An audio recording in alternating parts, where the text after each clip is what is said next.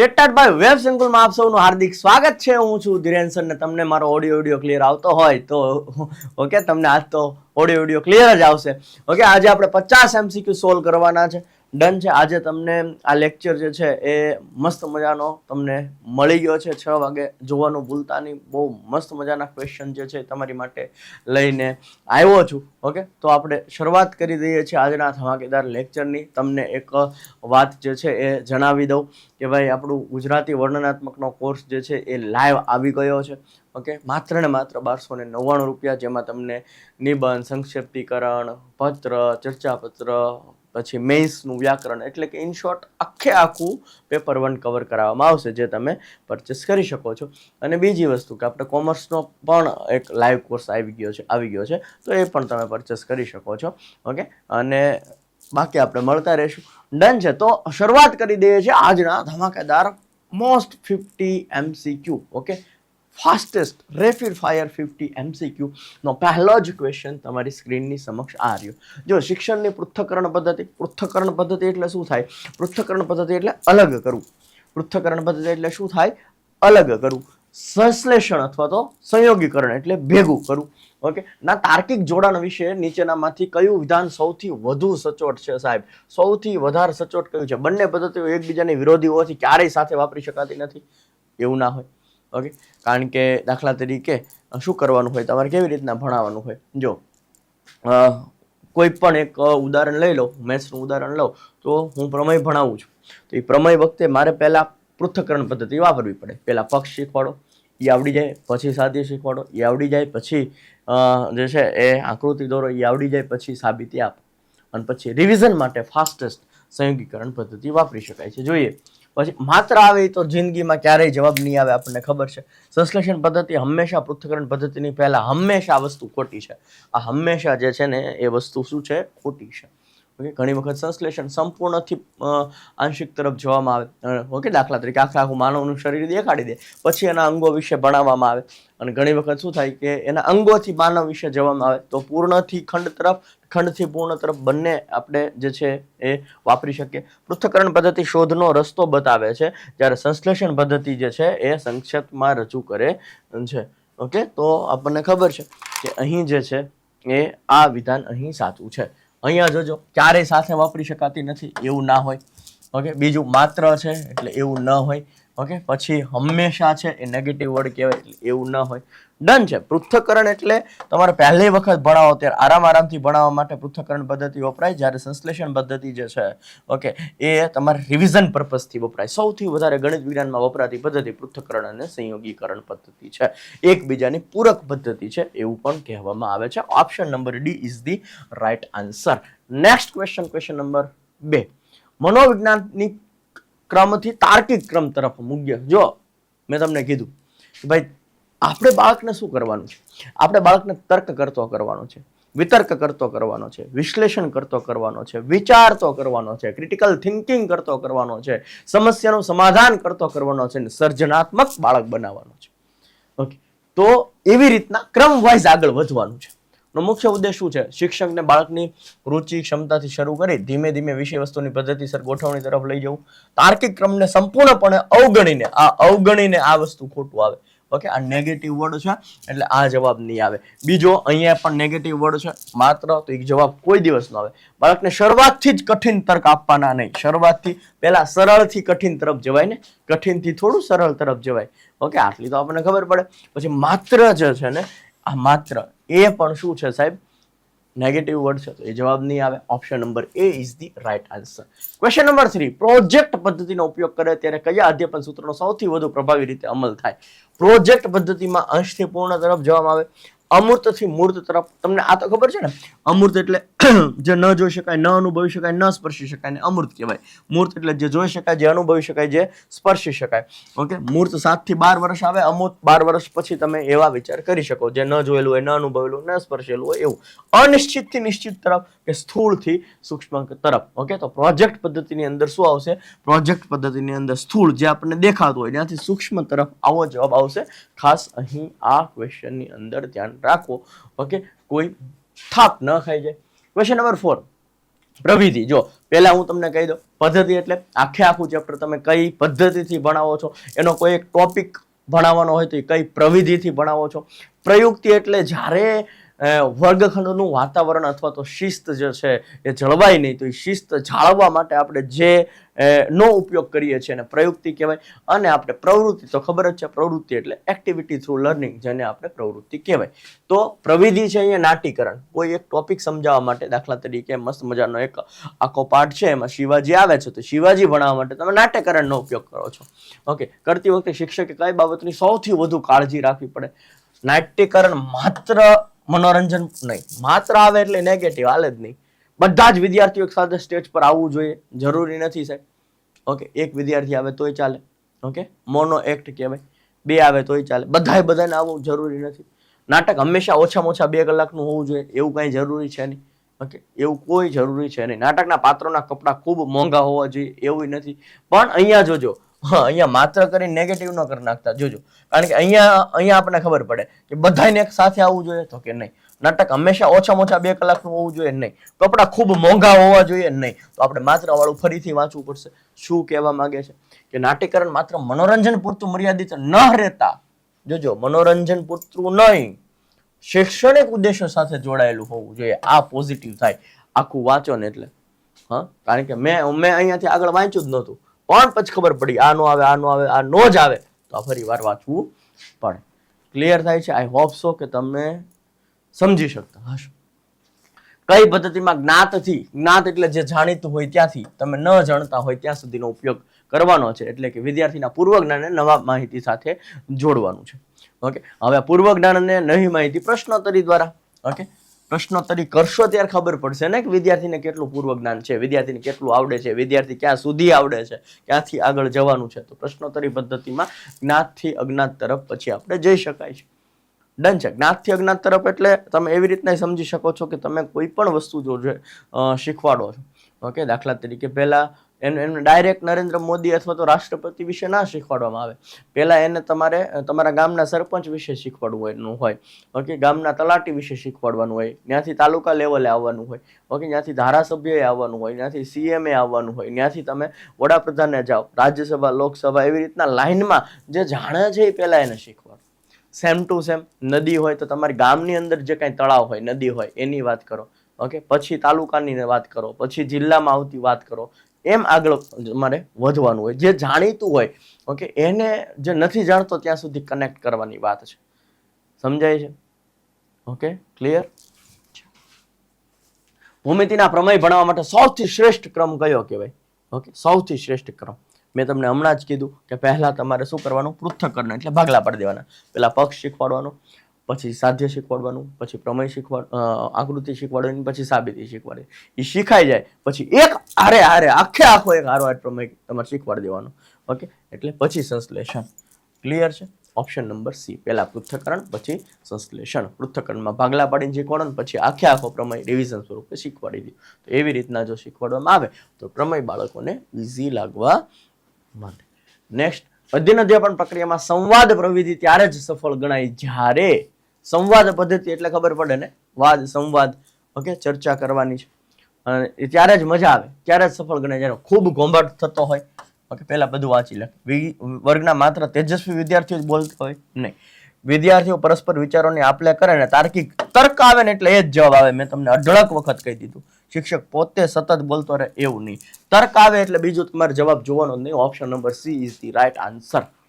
Clear થાય છે? Option number she is the right answer. એક શિક્ષક લોકશાહી વિશે ભણાવતા પહેલા વર્ગખંડમાં મોનિટરની ચૂંટણી યોજે છે. પહેલા લોકશાહી ભણાવતા પહેલા વર્ગખંડની અંદર જ તે કોને કહેવાય લોકશાહી સમજાવે છે. ઓકે, અહીં શિક્ષકે કઈ પ્રવિધિનો ઉપયોગ કયા હેતુ માટે કર્યો? અનુભવજન્ય શિક્ષણ દ્વારા અમૂર્ત ખ્યાલ સ્પષ્ટ કરવા. નિદર્શન નહીં, સાધનો ક્યાં બતાવ્યા? વ્યાખ્યાન ક્યાં? નાટ્યકરણ ક્યાં કર્યો? એ બાળકોને અનુભવ થાય કે ભાઈ વોટ ઇઝ ચૂંટણી, શું છે ઇલેક્શન, વોટ ઇઝ ઇંગ્લિશ આવી ગયું, ચૂંટણી ગુજરાતી આવી ગયું, શું છે ગુજરાતી આવી ગયું, ઇલેક્શન ઇંગ્લિશ આવી ગયું. ઓકે, તો આપણે તો ભાઈ આવું ભાઈ બાવા હિન્દી, સોરી બાવા ઇંગ્લિશ છે.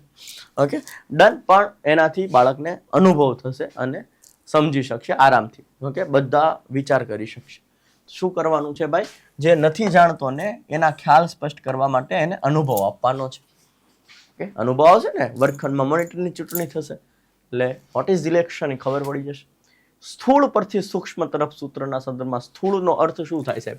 સ્થૂળનો અર્થ શું થાય? પુસ્તકમાં આપેલી વ્યાખ્યાને સ્થૂળ કહેવાય.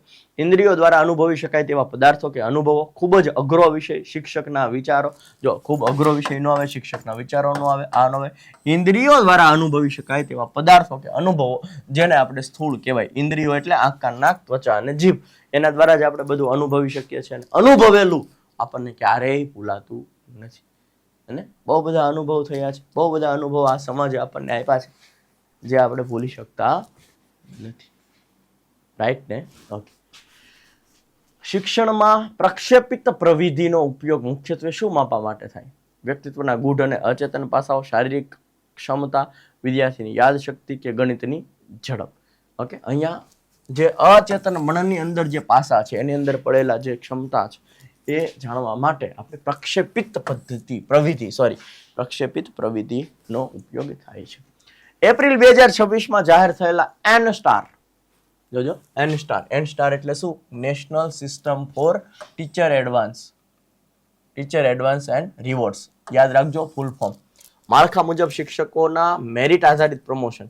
શિક્ષકોને મેરિટ આધારિત પ્રમોશન માટે કયા પાસાને સૌથી વધુ ભારાંક આપવામાં આવ્યો છે? Okay, N star.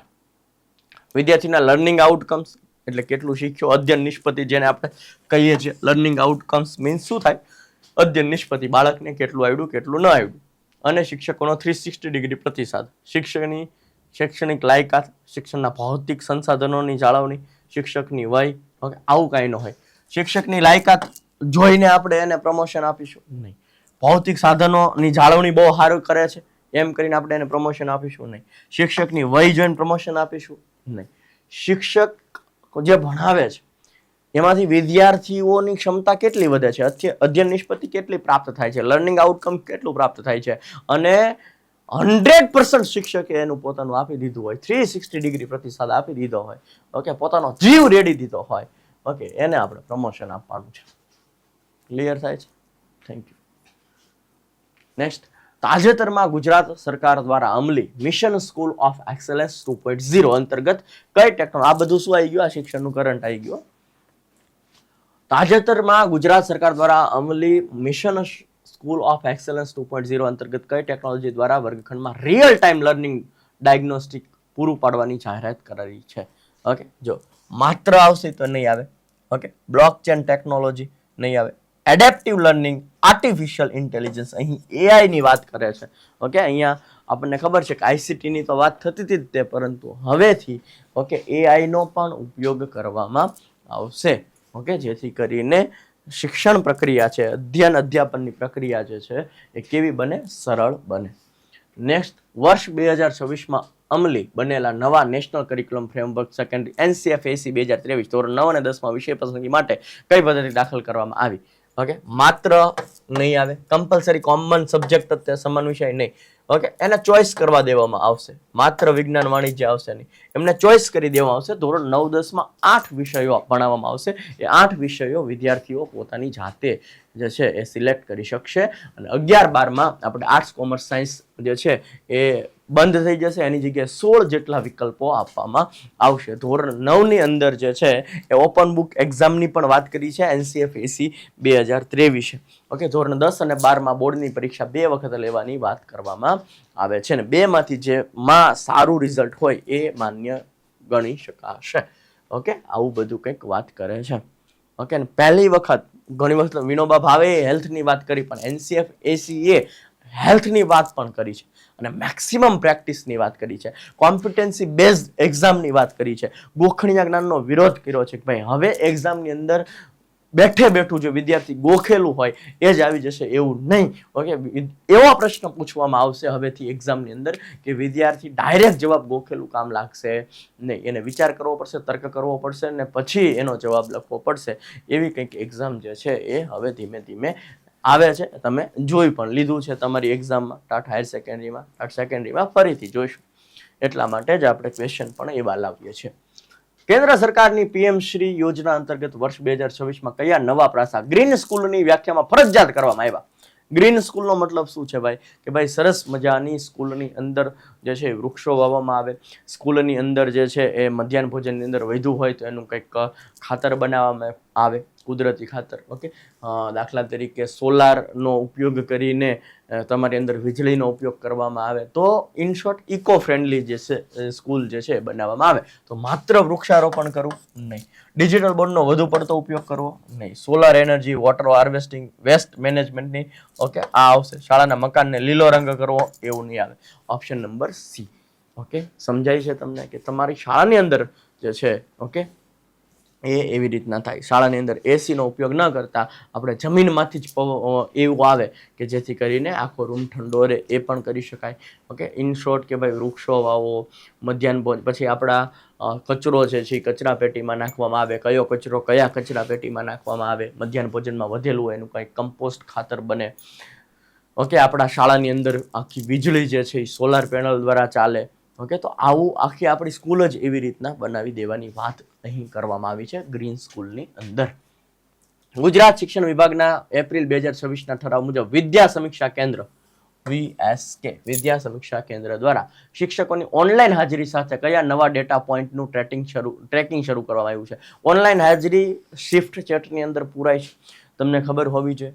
ઓકે, આ જે શિફ્ટ ચેટ છે, shift chat okay application, okay એની અંદર વિદ્યાર્થીની હાજરી પુરાતી હોય, શિક્ષકની હાજરી પુરાતી હોય, મધ્યાહન ભોજનના આંકડા નખાતા હોય, અલ્પાહારના આંકડા જે છે એ નખાતા હોય, તમારે એકમ કસોટીના માર્ક નખાતા હોય,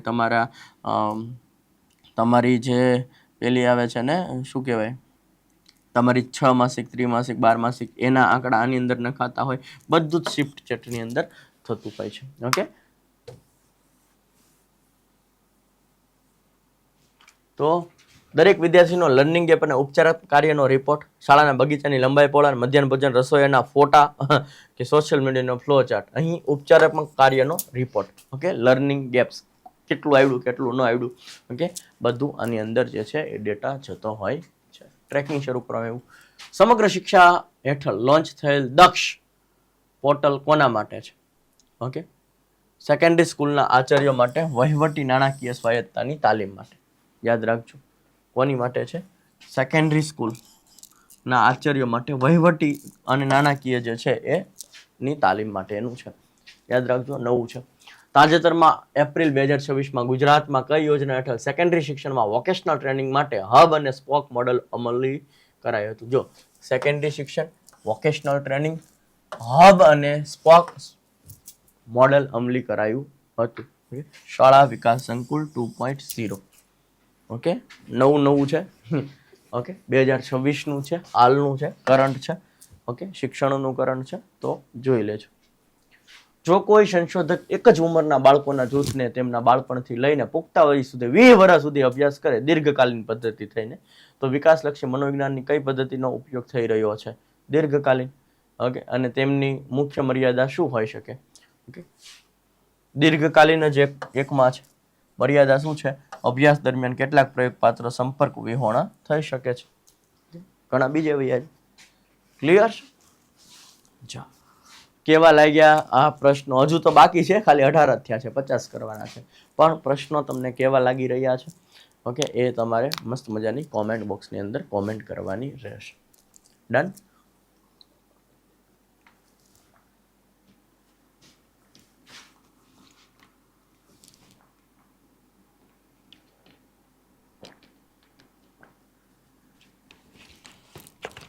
આગળ વધીએ. એક વિદ્યાર્થી પોતાના સહપાઠીઓ પ્રત્યે ખૂબ જ ઈર્ષ્યા, દ્વેષની ભાવના ધરાવે છે. કહેવાય ને કે એમ બળે છે બિચારાની, પરંતુ તે પોતાની આ ભાવના સ્વીકારવા તૈયાર નથી થતો. ઉલટાનો એવો આક્ષેપ કરે કે મારા બધા જ સહપાઠી મારી ઈર્ષ્યા કરે છે, મને નફરત કરે છે. ઓકે, બીજા ઉપર ઢોળી દીધું. બીજા ઉપર ઢોળી દે શું કહેવાય? પ્રક્ષેપણ કહેવાય. પોતાનું કાંઈ નહીં, બીજા પર ઢોળી દે. હું ઈર્ષ્યા કરું એવું નહીં, સામેવાળો ઈર્ષ્યા કરે એમ. પ્રક્ષેપણ, પોતાનો દોષનો ટોપલો બીજા ઉપર ઢોળી દેવું, જેને શું કહેવામાં આવે છે? પ્રક્ષેપણ. સરસ મજાનો હતો ભાઈ, મજા આવી ક્વેશ્ચનમાં જોવાની. કારણ કે અત્યાર સુધી તો આપણે પ્રક્ષેપણમાં એવું જ જોયા હતા કે કે ભાઈ મેં તો પેપર બહુ સારું લખ્યું હતું પણ સાહેબે બરાબર તપાસ્યું નહીં, પ્રક્ષેપણ. આવા એ જોવાનું તમારે. ઓકે, કે દર વખતે એકનું એક ઉદાહરણ ના આવે, સમજી શકાય કે પોતાનો દોષનો ટોપલો બીજા ઉપર ઢોળે, પછી ઉદાહરણ તો ગમે તેવું હોય. ભારત સરકારના rights of persons with disabilities act RPWD act 2016 સંદર્ભમાં નીચેનામાંથી કયું વિધાન સંપૂર્ણપણે સત્ય છે? માન્ય દિવ્યાંગની સંખ્યા 7 થી વધારીને 21 કરવામાં આવી છે. હા, PWD હતી ને ત્યારે દિવ્યાંગતા 7 પ્રકારની હતી. PWD એક્ટ 1995 અને જ્યારે RPWD એક્ટ 2016 આવ્યો હતો 21 કરવામાં આવી, જેમાં એસિડ એટેકનો ભોગ બનેલાનો પણ સમાવેશ થાય છે. ઓપ્શન નંબર એ જ સાચું છે. અહીંયા તો માત્ર નો આવે, અહીંયા 2% આવે નહીં. અનામત 3 થી 2 નથી કરવામાં આવી, અનામત 3 થી વધારીને 4% કરવામાં આવી. કેટલી કરવામાં આવી? 3 થી વધારીને 4% જેટલી અનામત કરવામાં આવી છે. મેકલેન્ડના સિદ્ધિ પ્રેરણાનો સિદ્ધાંત, તો અહીંયાથી આ ખબર પડે, સિદ્ધિ પ્રેરણાનો સિદ્ધાંત કોણે આપ્યો? મેકલેન્ડે. ના સિદ્ધાંત અનુસાર ઉચ્ચ સિદ્ધિ પ્રેરણા ધરાવનાર વિદ્યાર્થીની લાક્ષણિકતા કઈ હશે? ઓકે, તો તે મધ્યમ કક્ષાનું જોખમ ધરાવતા નહીં, હંમેશા અત્યંત સરળ નહીં, તે કોઈ પણ કાર્યમાં માત્ર અન્ય લોકો પાસેથી નહીં, નિષ્ફળતાનો સામનો કરતા જ તરત જ કાર્ય છોડી દેશે નહીં. ઓકે, પડકારજન્ય, જો જોખમ ધરાવતા અને પડકારજન્ય કાર્યો પસંદ કરશે જેમાં અંગત ક્ષમતા નિર્ણાયક હોય. ઓપ્શન નંબર એ જ સાચો લાગે. તમે ABCD મસ્ત મજાનો એકવાર શાંતિથી વાંચો ને તોય ખબર પડી જાય કે અહીં જવાબ એ જ આવે. ઓકે, તે હંમેશા અત્યંત સરળ અથવા તો અત્યંત અઘરા કાર્યો, અહીંયા સરળ નો આવે એટલે ખોટું. ઓકે, માત્ર છે નો આવે એટલે ખોટું. છોડી દેશે, છોડે થોડો. Option number A is the right answer. રચનાવાદી અભિગમ, રચનાવાદી એટલે તમને ખબર પડે 2 જણા આવે, જ્હોન ડ્યુઈ અને બીજા જે છે આપણે કોણ આવે છે? લેવ વાઇગોત્સ્કી. ઓકે, શું કીધું જ્હોન ડ્યુઈએ? ક્રિયા દ્વારા શિક્ષણ, રમતગમત દ્વારા શિક્ષણ, પ્રયોગ દ્વારા શિક્ષણ, પ્રોજેક્ટ દ્વારા શિક્ષણ. ડન છે. પૂર્વ જ્ઞાનનો ઉપયોગ કરી નવા જ્ઞાન સાથે જોડવાની વાત, આ બધી આવે. અને લેવ વાઇગોત્સ્કી આવે એટલે કોણ આવે? ભાઈ સમાજ આવે, ભાષા આવે, સંસ્કૃતિ આવે. ઓકે, એના દ્વારા બાળક બધું શીખતો હોય એવું કે છે. ZPD zone of proximal development, આજુબાજુના સમાજમાંથી શીખતો હોય. MKO મોર નોલેજેબલ અધર, મારી કરતાં જેની પાસે વધારે નોલેજ છે એની પાસેથી હું શીખતો હોય. સ્કેપ ફોલ્ડિંગ એટલે કે ટેકો આપવો, શિક્ષકનું કામ શું છે? સ્કેપ ફોલ્ડિંગ આપવાનું, એની વાત કરવામાં આવે છે. તો રચનાવાદી, સામાજિક રચનાવાદી કોણ છે? તો કે ભાઈ લેવ વાઇગોત્સ્કી. ક્લિયર છે? તો વર્ગખંડમાં જોવા મળતી વ્યક્તિગત ભિન્નતાઓ છે ભાઈ, વ્યક્તિગત ભિન્નતાઓ હોય છે ને. ઓકે, દાખલા તરીકે કોઈ પણ બાળક જે છે એનું રસ, રુચિ, તત્પરતા, જિજ્ઞાસા, પછી પોતાની ઇન્ટરેસ્ટ, પોતાનું જે મનોવલણ, પોતાનું પૂર્વગ્રહ, ઓકે, પોતાના મોઢા, પોતાના સામાજિક રીતે, આર્થિક રીતે, બધી જ રીતે બધા જ બાળકો અલગ અલગ હોય છે. વ્યક્તિગત ભિન્નતાઓ તો રહેલી જ છે. તો ક્યારે શિક્ષકે કઈ દ્રષ્ટિએ જોવા જોઈએ? તે શૈક્ષણિક પ્રક્રિયા અનિવાર્ય ખામી છે, ખામી થોડી કે ભાઈ. ઓકે, વ્યક્તિગત ભિન્નતાઓ અધ્યયન અધ્યાપન પ્રક્રિયાને વધુ સમૃદ્ધ અને વૈવિધ્યસભર બનાવવા માટેનું અગત્યનું સંસાધન છે, આવું કહી શકાય. શિક્ષકે વ્યક્તિગત ભિન્નતાઓને સંપૂર્ણપણે અવગણવી જોઈએ, કોઈ દિવસ ન અવગણવી જોઈએ, એને સ્વીકારવી જોઈએ કે વ્યક્તિગત ભિન્નતા તો છે નહીં, હંમેશા રહેવાની અને આપણે ખતમ નથી કરી શકવાના. એટલા માટે જ સમાનતા દ્વારા તો શિક્ષણ આપવાનું જ છે, સમાવેશી શિક્ષણ તો આપવાનું જ છે, પણ સાથે સાથે ક્ષમતા આધારિત શિક્ષણ પણ આપવાનું છે. બાળકને પોતાની યોગ્યતા આધારિત, યોગ્ય ગતિ આધારિત શીખવા દેવાનું છે. વ્યક્તિગત ભિન્નતાઓ એ વર્ગખંડની શિસ્ત માટે એક મોટો અવરોધ છે, અવરોધ નથી સાહેબ. ઓકે, અહીં ઓપ્શન નંબર બી આવશે. તમે એક વખત વાંચો એટલે ખબર પડી જાય, પોઝિટિવ આન્સર જ આવે. કેવું આવે? પોઝિટિવ આન્સર જ આવે. ઓકે, આવા તો અઢળક ક્વેશ્ચન બની શકે, બેઠું કઈ આવશે જ નહીં, કોમ્પિટન્સી બેઝ ક્વેશ્ચન જ આવશે. કેમ તમારે કયો વિકલ્પ સિલેક્ટ કરવાનો એ આપણે અહીંથી શીખવાનું છે. વ્યક્તિત્વના બિગ 5 સિદ્ધાંત અંતર્ગત જો કોઈ શિક્ષક હંમેશા નવી શિક્ષણ પદ્ધતિઓ અપનાવવા તૈયાર જ હોય, કલા સૌંદર્ય પ્રત્યે રુચિ ધરાવતો હોય, પરંપરાગત જડતાને બદલે નવીન વિચારોને આવકારતો હોય, તો તેનામાં કયા ગુણનું પ્રમાણ ઊંચું ગણાશે? ઓકે, શું કહેવાય એને? એને કહેવાય અનુભવ પ્રત્યે નિખાલસતા. અનુભવજન્ય શિક્ષણ આપવા માટે જે છે અને નિખાલસતા છે કે આપણે બધું આપી જ દેવું છે, જીવ રેડી દેવો છે, બાળકને આવડી જવું પડે, બાળકને શિક્ષણની અંદર રુચિ આવી જવી પડે, રસ આવી જવું પડે, મજા આવી જોઈએ કે આજ કુછ તૂફાની કરતે હે એવું લાગવું જોઈએ. ઓકે, ભાર ન લાગવો પડે શિક્ષણનો, એવી રીતના ભણાવવાનું છે શિક્ષકે. ઓકે, સમજાય છે? મજા આવી જોઈએ, એમ ખબર જ ન પડવી જોઈએ કે આ કલાકનો લેક્ચર કેમ પતી ગયો, ફટાફટ સાહેબ કલાક વહી ગઈ, ખબર ન પડી. આ તમે ભણાયું કે ભાઈ. આલ્બર્ટ બાંદુરાનો સામાજિક અધ્યયન સિદ્ધાંત, તો તમને આ ખબર હોવી જોઈએ સામાજિક અધ્યયન સિદ્ધાંત કોણે આપ્યો? આલ્બર્ટ બાંદુરાએ. 4 સોપાનો યોગ્ય અને તાર્કિક ક્રમમાં કયા છે? ઓકે, યાદ રાખવાનું છે. પહેલા પ્રેરણા આવશે, પછી પુનરુત્પાદન આવશે, પછી ધારણા આવશે અને છેલ્લે શું આવશે? ધ્યાન આવશે. ઓકે, આને આમ ઉલટું કરીને લખી શકાય છે. ઓકે, પ્રેરણા પછી આમ થઈ જાય. ઓકે, પુનરુત્પાદન, ધારણા અને ધ્યાન. સમજી શકો છો? Okay, next. હાવર્ડ ગાર્ડનરના બહુવિધ બુદ્ધિનો સિદ્ધાંત. બહુવિધ બુદ્ધિનો સિદ્ધાંત કોણે આપ્યો? હાવર્ડ ગાર્ડનરે. હાવર્ડ ગાર્ડનરે કયો સિદ્ધાંત આપ્યો? બહુવિધ બુદ્ધિના સિદ્ધાંત સંદર્ભે એક શિક્ષક વર્ગખંડમાં સહકારી અધ્યયન અને જૂથ ચર્ચા પર સૌથી વધારે ભાર મૂકે છે. ઓકે, કે ભાઈ હળી મળીને સામાજિકની વાત થાય છે ભાઈ અહીંયા. ઓકે, એટલે બધા સાથે હળી મળી જાય, વધુ ભાર મૂકે છે. આ શિક્ષક વિદ્યાર્થીના કયા પ્રકારની બુદ્ધિને ઉત્તેજન આપી રહ્યા છે? ઓકે, ભાષાકીય બુદ્ધિ, ઓકે, અવકાશી બુદ્ધિ, આંતર વ્યક્તિત્વ બુદ્ધિ, એટલે કે એકબીજા સાથે હળી મળી શકે. ઓકે, ડન ને? બધા સાથે હળી મળી જાય એને આંતર વ્યક્તિત્વ બુદ્ધિ.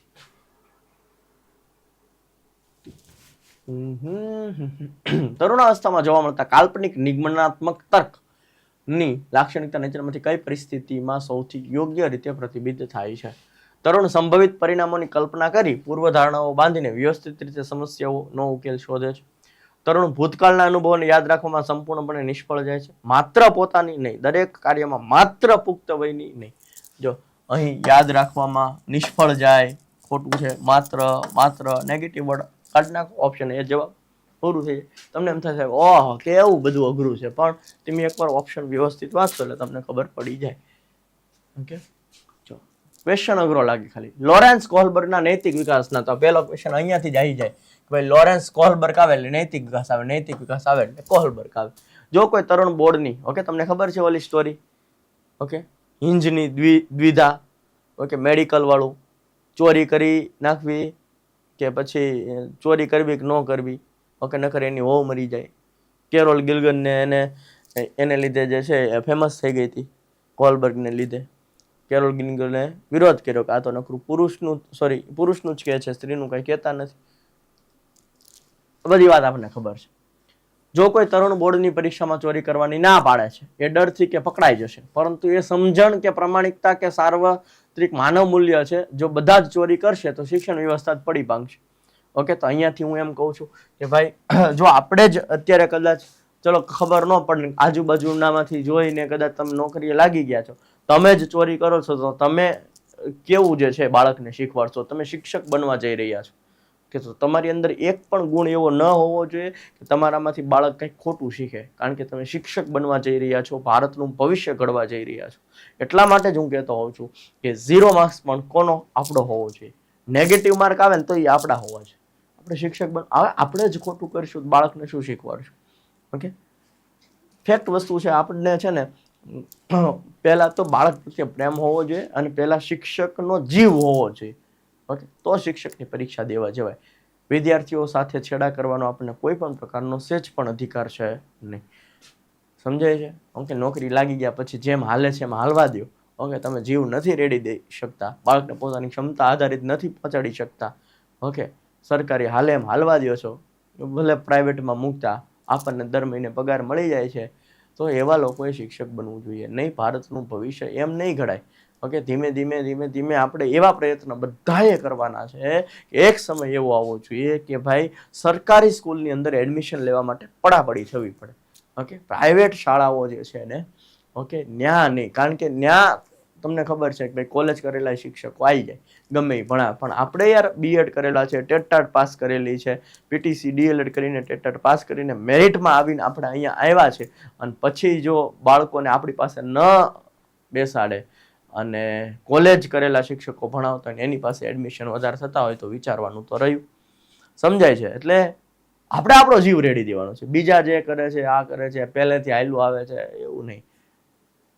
મારી માટે બાળક બધું હોવું જોઈએ. જો હું શિક્ષક બનું છું તો મારી માટે વિદ્યાર્થી બધું જ હોવું જોઈએ. વિદ્યાર્થીનો સંપૂર્ણપણે વિકાસ, પરિપક્વતા, આ જ મારો અંતિમ ધ્યેય.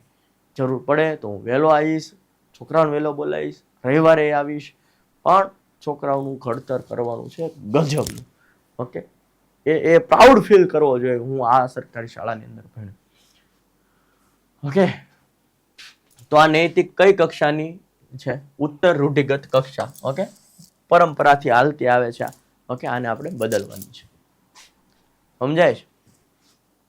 બાળકના વિકાસનો અભ્યાસ દર્શાવે છે કે બાળક સૌપ્રથમ પોતાના માથા ગરદન પર નિયંત્રણ મેળવે છે. ઓકે, શરૂઆતમાં જન્મ હોય ને ત્યારે આપણે તેડીને તો એનું માથું પકડી રાખવું પડે, નકર આમ ઢળી જાય, આમ જ ઘડીકમાં આમ ઢળી જાય, પકડી રાખવું પડે. તો પહેલા ઈ પોતાનું માથા ઉપર નિયંત્રણ મેળવતા શીખે છે. ત્યારબાદ હાથ ધડ પર, ઓકે, ઉપરથી નીચે તરફ વિકાસ જે છે એ થાય છે, વાત કરે છે. મસ્તકાધોમી ખુ. તમને કઈ ભાષા? માથાથી નીચે તરફ જે છે બાળકનો વિકાસ થાય છે એની વાત કરે છે. એક મનોવિજ્ઞાન પ્રયોગમાં શિક્ષક તપાસવા માંગે છે કે વર્ગખંડમાં ડિજિટલ સ્માર્ટ બોર્ડના ઉપયોગથી વિદ્યાર્થીના ગણિતના ગુણમાં કોઈ વધારો થાય છે કે કેમ. ઓકે, તો ડિજિટલ સ્માર્ટ બોર્ડનો ઉપયોગ, વિદ્યાર્થીની ઉંમર અને જાતિ, વિદ્યાર્થીના ગણિતનો ગુણ, શિક્ષકનો ભણાવવાનો અનુભવ. તો અહીંયા ખબર જ છે, ડિજિટલ સ્માર્ટ બોર્ડનો ઉપયોગ કરતા પહેલા તો શિક્ષકને આવડવું જોઈએ. ઓકે, તો જ સ્માર્ટ બોર્ડ કંઈક ને કંઈક યુઝ થઈ શકે. ઓકે, બાકી તો ન યુઝ થઈ શકે. અને આનાથી તમે 3D અનુભવો જે છે ને એ બાળકને આપી શકો છો. અમૂર્ત તર્ક કરતા બાળકને કરી શકો છો. 3D અનુભવ આપવા માટે, બાળકને અમૂર્ત તર્ક ન કરવા માટે, બાળક સિમ્પલી રીતે ભણી શકે એની માટે આ સ્માર્ટ બોર્ડ બહુ જ કામનું છે. ઓકે, ને આ PDF તમે બાળકના પેરેન્ટ્સ સુધી પહોંચાડી દો ગ્રુપ બનાવીને.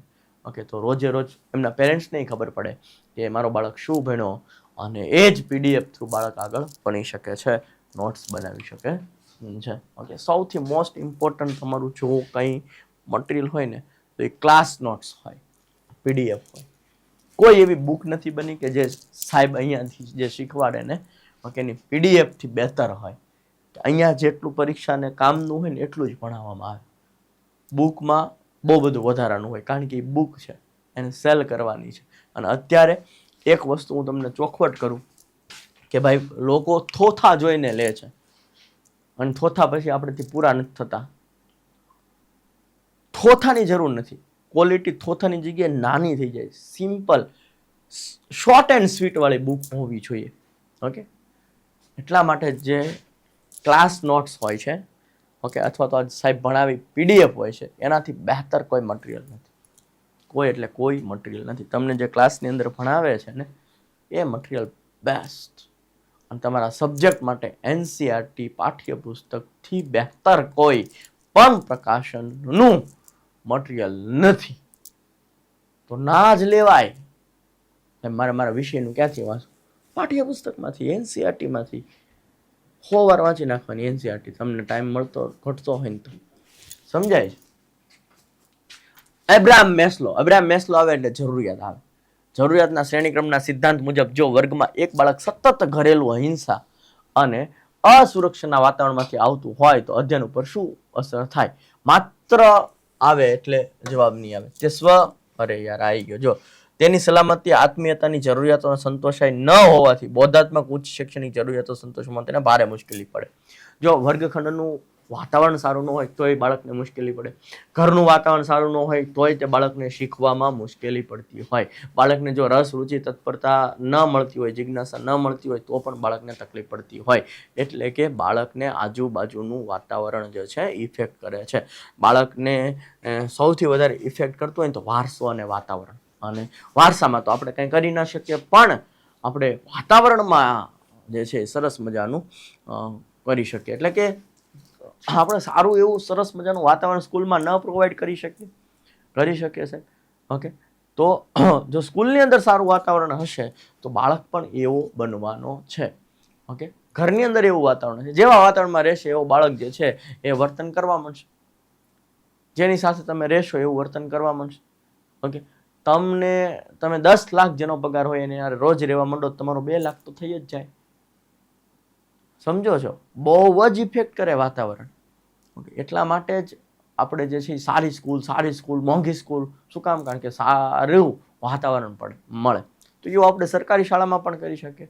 સારો એરિયા, સારું ઓકે, એવું બધું આપણે શું કામ? કારણ કે એની અસર બાળક ઉપર પડતી હોય છે. ડન છે.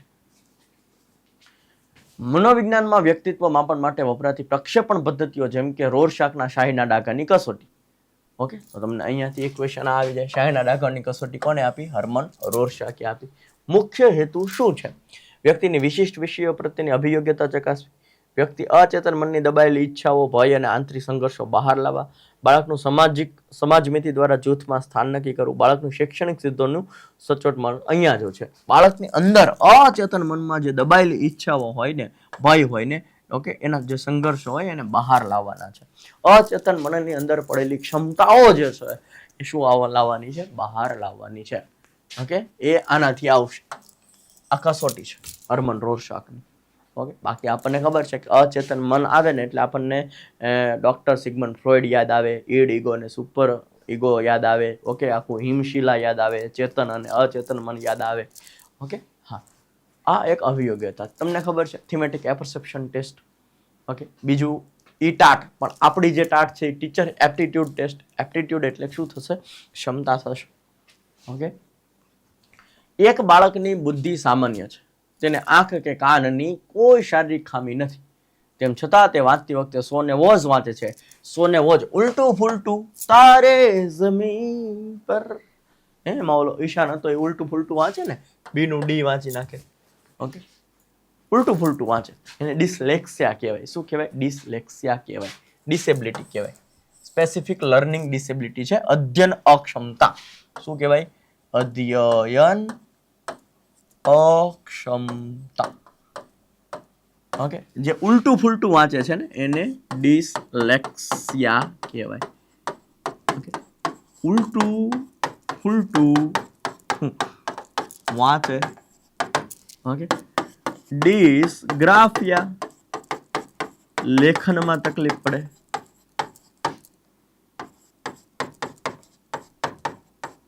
ઓકે, આમાં ડિસલેક્સિયા એટલે વાંચનમાં તકલીફ પડે. ઓકે, પછી ડિસકેલ્કુલિયા, ગણનમાં તકલીફ પડે. ઓકે, ઓટિઝમ એટલે સ્વલીનતા થાય. શું થાય? સ્વલીનતા. પોતાની અંદર લીન હોય, એકનું એક વાક્ય જે છે બોલ્યા રાખે, મગજનો લકવો આપણે કહેતા હોઈએ છીએ એને. ઓકે, એરિક એરિક્સનના મનોસામાજિક વિકાસના સિદ્ધાંત અનુસાર તરુણાવસ્થામાં વિદ્યાર્થી મુખ્યત્વે કઈ કટોકટીનો સામનો કરે છે? સ્વ ઓળખ, પોતાની ઓળખ બનાવવાની કોશિશ કરે છે. નથી ઓળખ ઊભી થતી તો પોતે મૂંઝવણ અનુભવે છે તરુણાવસ્થામાં. યાદ રાખજો, મોસ્ટ આઈએમપી ક્વેશ્ચન છે. Question number 33. એક કારકુનને ઓફિસમાં તેને બોસ દ્વારા અપમાનિત કરવામાં આવે છે. બોસે ઉધડો ઉપાડી લીધો બચારાકને, ક્લાર્કને. તે બોસને કહી શકતો નથી કારણ કે બોસ છે. હવે બોસનો ગુસ્સો પત્ની ઉપર ઉતારે છે. ઓકે, તો એને શું કયું થયું કહેવાય? સ્થળાંતર થયું કહેવાય, સ્થળાંતર થયું કહેવાય. બોસનો ગુસ્સો સ્થળાંતર થઈને પત્ની ઉપર આવી ગયો, પત્નીનો ગુસ્સો સ્થળાંતર થઈને બાળક ઉપર આવી ગયો, અને એ પત્ની કે બોસ, પત્ની ખીજાણા હોય, આચાર્ય ખીજાણ, એનો ગુસ્સો આપણે વિદ્યાર્થી ઉપર કરી નાખીએ તો સ્થળાંતર થયું. ઓકે, રોબર્ટ સ્ટર્નબર્ગના ત્રિપુટી બુદ્ધિ સિદ્ધાંત. ઓકે, સ્ટર્નબર્ગનો ત્રિપુટીનો સિદ્ધાંત છે. જે વિદ્યાર્થી, ઓકે, યાદ રાખવાનું, ત્રિપુટીનો સિદ્ધાંત કોણે આપ્યો છે? ત્રિપુટી બુદ્ધિનો સિદ્ધાંત સ્ટર્નબર્ગે. જે વિદ્યાર્થી પુસ્તકીય જ્ઞાનમાં સામાન્ય હોય પરંતુ રોજબરોજની સમસ્યાઓ ઉકેલવામાં, પર્યાવરણ સાથે અનુકૂલન સાધવામાં અને કોમન સેન્સમાં ખૂબ જ હોશિયાર હોય તો બુદ્ધિનું પ્રમાણ કેવું હશે? વ્યવહારિક બુદ્ધિ કહેવાય. શું કહેવાય? વ્યવહારિક બુદ્ધિ કહેવાય. રોજબરોજ આવે એટલે વ્યવહારિક આવે. શબ્દ જ પકડવાનો છે, એ શબ્દ પકડતા શીખવાનો છે. રોજબરોજ આવે એટલે વ્યવહારિક આવે. સિમ્પલ છે ને. આંકડાશાસ્ત્રમાં મધ્યકની સૌથી મોટી મર્યાદા કઈ છે ભાઈ? મધ્યક છે ને એ અંતિમ પ્રાપ્તાંકોને ભારે અસર પાડે છે. કે અંતિમ પ્રાપ્તાંકોની ભારે અસર પડે છે. બહુ એટલે બહુ અસર પડે છે. ઓકે, દરેક પ્રાપ્તાંકોની અસર પડે છે મધ્યકમાં. ઓકે, આ મોટી મર્યાદા છે. કારણ કે ગેપ વધારે હોય ને ત્યારે બહુ તકલીફ પડે. ગેપ વધારે હોય ત્યારે બહુ તકલીફ પડે. વર્ગખંડમાં ઇન્ટરેક્ટિવ વ્હાઇટ બોર્ડનો ઉપયોગ કરતી વખતે શિક્ષકે પેડાગોજીની દ્રષ્ટિએ, મેથોડોલોજી, પેડાગોજી, પદ્ધતિશાસ્ત્રની દ્રષ્ટિએ કઈ ભૂલ કરી શકે છે? Okay, white board, interactive white બોર્ડનો ઉપયોગ કરતી, ડિજિટલ ચિત્રો અને વિડીયો દ્વારા જટિલ સંકલ્પના સમજાવી, ટેકનોલોજીનો ઉપયોગ માત્ર માહિતી પ્રદર્શિત કરવા માટે, ટીવીની જેમ કરવો, આંતરક્રિયા માટે નહીં, સોફ્ટવેરના પાર્ટ સમન્વય કરવો, બોર્ડ પર આવીને પ્રવૃત્તિ કરવા દેવી. ઓકે, અહીંયા જે છે આ ભૂલ કરી શકે છે કે ભાઈ ટેકનોલોજી ઉપયોગ માત્ર માહિતી માટે નથી કરવાનો ભાઈ, ટીવીની જેમ નથી કરવાનો. ઓકે, આંતરક્રિયા માટે નથી કરવાનો, સમજાય છે? ટેકનોલોજીનો ઉપયોગ જેના માટે બન્યું છે એના માટે કરવાનું છે. આવીને વિડીયો ચાલુ કરીને જતા રહેવાનું, એની માટે તમને સ્માર્ટ બોર્ડ આપ્યું છે. યુટ્યુબમાં તમે લેક્ચર ચાલુ કરી દો, ઓકે, અને સાહેબ જે ભણાવતા હોય છોકરાઓ ભણી લે કે હાલો ચેપ્ટર પૂરું, એની માટે તમને આપ્યું છે સ્માર્ટ બોર્ડ? ના. આંકડા શાસ્ત્રમાં ચતુર્થક વિચલન શોધવાનું સૂત્ર યાદ રાખજો સાહેબ. શું છે સૂત્ર? સૂત્ર છે આવું છે, ઓકે, અહીંયા છેદમાં 2 આવશે, Q3 - Q1 ના છેદમાં 2 જે છે એ જવાબ આવશે. મૂલ્યાંકન પ્રક્રિયામાં નિદાનાત્મક કસોટીનો મુખ્ય ઉદ્દેશ શું છે? નિદાન એટલે બાળકને જે નથી આવડતું એ શીખવાડવાનું છે. નિદાનાત્મક કસોટીનો મુખ્ય ઉદ્દેશ શું છે? વિદ્યાર્થીના અધ્યયનમાં રહેલી કચાશ અને મુશ્કેલીઓનો ચોક્કસ ક્ષેત્ર, બરાબર, એની અંદર જે કચાશ રહી હોય, મુશ્કેલી રહી હોય, મતલબ કે નથી આવડતું, એને શીખવાડવું, નિદાન કરવાનું. નિદાન કર્યા પછી ઉપચારાત્મક કરવાનું હોય છે. બ્લેન્ડેડ લર્નિંગ યાદ રાખજો. બ્લેન્ડેડ લર્નિંગ એટલે શું? બ્લેન્ડેડ લર્નિંગ એટલે ભાઈ પહેલા જે ભણાવતા હતા ને એવું શિક્ષણ નહીં. ઓનલાઈન, જો વર્ગખંડ ઓફલાઈન પ્લસ ઓનલાઈન, આવું સમજો. બંને દ્વારા બંનેનું મિશ્રણ કરીને ભણાવવામાં આવે, ઓફલાઈન પ્લસ ઓનલાઈન. ઓકે, દાખલા તરીકે જે લોકો આપણી સાથે ઓફલાઈન જોડાય છે, ઓકે, તો એને ઓફલાઈન તો ભણવા મળે જ છે ને, એના એ જ વિડીયો એને ઓનલાઈન એપ્લિકેશનમાં પણ જોવા મળે છે. તો આ બંનેનું આપણે શું કરી દીધું? મિશ્રણ કરી દીધું. ઓફલાઈનનો પણ લાભ મળી ગયો અને એ જ વસ્તુ એને કદાચ કંઈક નથી સમજાણી, તે વિડીયો પણ જોઈ શકશે એ જ વસ્તુ. ઓફલાઈન પ્લસ ઓનલાઈન બંનેનું મિશ્રણ, ઇટ્સ કોલ્ડ બ્લેન્ડેડ લર્નિંગ. ક્રિયાત્મક સંશોધનના ચક્રનો સાચો ક્રમ જે છે એ આપણે શોધવાનો છે. તો એ 8 તમને યાદ હોવું જોઈએ: પ્રતિબિંબ, નિરીક્ષણ, કાર્ય અને યોજના.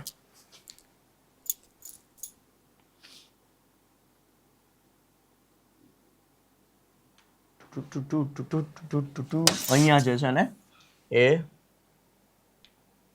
આવું કરી નાખો, આવું કરી નાખજો. પેલા યોજના કરવાનું, પછી કાર્ય કરવાનું, પછી નિરીક્ષણ કરવાનું, પછી પ્રતિબિંબ કરવાનું. ઓકે, આમ ચાલશે. નિદર્શન પદ્ધતિમાં કઈ ઇન્દ્રિયનો ઉપયોગ સૌથી વધુ થાય છે? બટ તમને ખાલી આ ખબર હોવી જોઈએ. શું? પેલા યોજના આવે, પછી કાર્ય આવે, પછી નિરીક્ષણ આવે, પછી પ્રતિબિંબ આવે. નિદર્શન પદ્ધતિમાં કઈ ઇન્દ્રિયનો ઉપયોગ સૌથી વધુ થાય છે? નિદર્શન એટલે જોવું. જોવું એટલે શેનો ઉપયોગ થાય? નિદર્શન, જોવું અને સાંભળવું. જોવું અને સાંભળવું. ઓકે, જોવું અને સાંભળવું. નિદર્શન એટલે સાહેબ આવે, દેખાડે, સાહેબ એકલા પ્રયોગ કરે, બોલે, આપણે શું કરવાનું? બેઠા બેઠા જોવાનું, કા ઉભા જોવાનું, નિદર્શન કરવાનું. ઓકે, જોવાનું, સાંભળવાનું. ભૂમિકા ભજવણી પદ્ધતિના શિક્ષણમાં સૌથી મોટો ભાવનાત્મક ફાયદો કયો છે? ઓકે, વિદ્યાર્થીમાં અન્યના દ્રષ્ટિકોણને સમજવાની સમાનુભૂતિ કેળવાય. ભાવનાત્મક એટલે શું? ભાઈ ભાવના, લાગણી, કે પ્રેમ, બીજાની ભાવના સમજવી. ઓકે, સમાનુભૂતિ, સેમ ટુ સેમ, એ જેવો અનુભવ કરે એ હું સમજી શકું. આપણે ઘણા નથી કહેતા તું મારી વાત નહીં સમજી શકે, તું કહેતો ખરી, હું સમજી શકીશ આ વાત. તારી જે લાગણી છે ને એ હું ફીલ કરી શકીશ, એ હું મારી લાગણી સાથે જોડી શકીશ. તું કે ખાલી શું પ્રોબ્લેમ છે, આપણે સોલ્વ કરશું. કેવાથી થાય ને, કીધા વગર તો કેમ પ્રોબ્લેમ સોલ્વ થાય? પણ તું નહીં સમજી શકે. અરે ભાઈ સમજી લઈશ, તું કહેતો ખરી, એકવાર શેર તો કર. ચર્ચા પદ્ધતિ સફળ બનાવવા માટે શિક્ષકની ભૂમિકા કેવી હોવી અનિવાર્ય છે? ચર્ચાનો કોઈ ચોક્કસ નિષ્કર્ષ ન આવે તો ચાલશે એવું ન હોય. ખોટા જવાબ આપનાર વિદ્યાર્થીને તુરંત સજા કરવી એવું ન હોય. માત્ર સુવિધાકાર બનીને ચર્ચા ભટકી જતી રોકવી જોઈએ નહીં. માત્ર આવે ને એટલે ન આવે. ચર્ચાને કેન્દ્રમાં રહીને પોતે જ વધુ બોલવું જોઈએ નહીં, એવું ન હોય. ઓકે, પોતે જ વધુ બોલવું જોઈએ એવું ન હોય. ઓકે, તો અહીંયા સુવિધાકાર તરીકે ભટકી જતી રોકવી જોઈએ, ભટકવું ન જોઈએ. જે પણ ચર્ચા છે, જોજો, માત્ર સુવિધાકાર એટલે સુવિધા પૂરી પાડવાની છે. ઓકે, ફેસિલિટેટર તરીકેનું જ કામ કરવાનું છે, સુવિધાદાતા તરીકેનું કામ કરવું છે. ઓકે, દાખલા તરીકે મેં કેમ આમ માત્ર કરીને કાઢી નાખ્યું, પછી આ વાંચ્યું તો આ તો હોય જ નહીં, તો હવે પાછું મારે વાંચવું પડશે. ઓકે, તો ચર્ચા ભટકી ન જવી જોઈએ. ચર્ચા વિષયના કેન્દ્રમાં જ રહેવી જોઈએ. વિષય આપણે જે નક્કી કર્યો ને એ વિષયને ધ્યાનમાં રાખીને જ ચર્ચા જે છે એ થવી જોઈએ. I hope so you understand, હે ને? નવી શિક્ષણ નીતિ મુજબ અનુભવનાત્મક શિક્ષણમાં કઈ અધ્યાપન પદ્ધતિનો મહત્તમ સમન્વય થવો જોઈએ?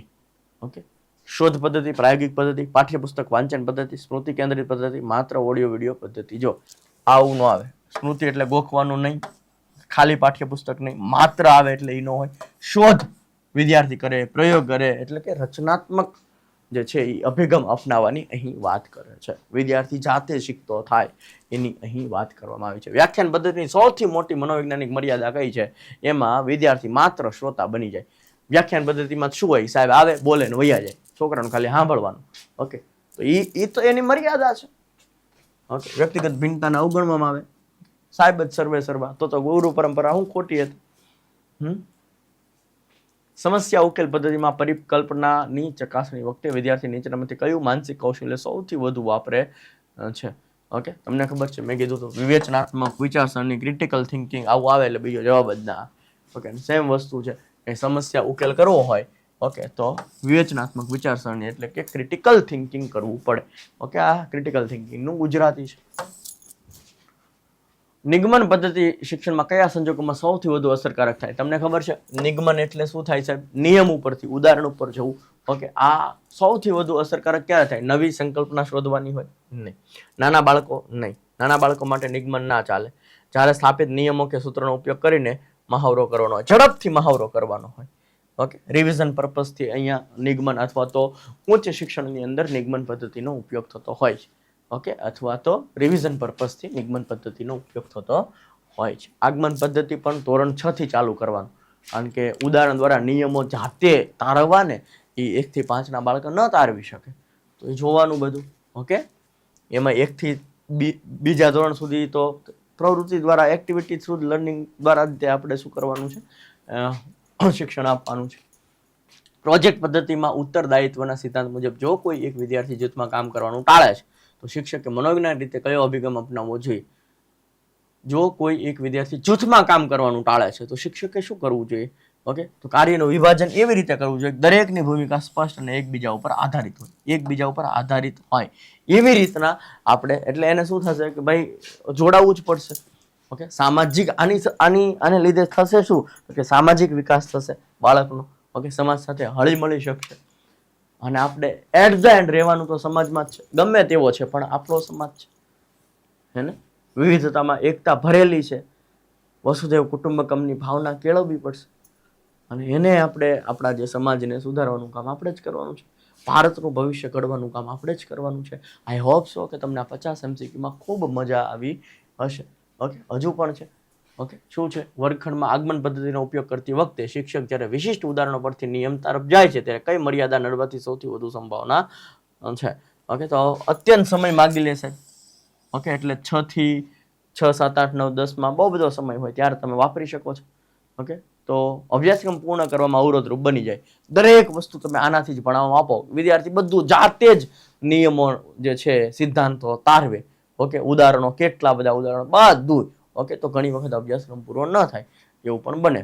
ઓકે, જ્યારે બહુ બધો ટાઈમ હોય છે આપણી પાસે ત્યારે આપણે આગમન પદ્ધતિનો ઉપયોગ કરતા હોઈએ છીએ, કારણ કે વિદ્યાર્થીઓ જાતે જ છે નિયમ તારવતા હોય, સિદ્ધાંત તારવતા હોય, એમાં વાર લાગે. અઢળક ઉદાહરણો લઈ અને બધા એમાંથી સામાન્ય કાઢી અને નિયમ તારવતા હોય.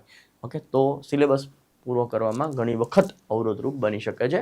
નાના ધોરણમાં કોઈ ચિંતાવાળી વાત નથી, 6 થી 10માં અથવા તો 6 થી 12માં. ક્લિયર છે? તો આઈ હોપ સો કે તમને આ 50 MCQમાં ખૂબ મજા આવી હશે. આ 50 MCQ કેવા લાગ્યા, તમને હેલ્પફુલ રહ્યા કે નહીં?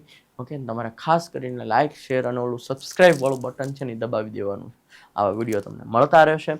અને આ 50 MCQ થી તમને લાભ થયો કે નહીં, કેવા લાગ્યા, તમારી જે પ્રતિક્રિયા છે ને એ, અથવા તો તમારા જે ફીડબેક છે એ તમારે કોમેન્ટ બોક્સની અંદર લખવાના ભૂલવાના નથી. જોડાયેલા રહો ટેટાડ બાય વેબ સંકુલ સાથે. મળીએ છીએ નેક્સ્ટ લેક્ચરમાં. ત્યાં સુધી મને રજા આપો. જય હિન્દ, જય ભારત.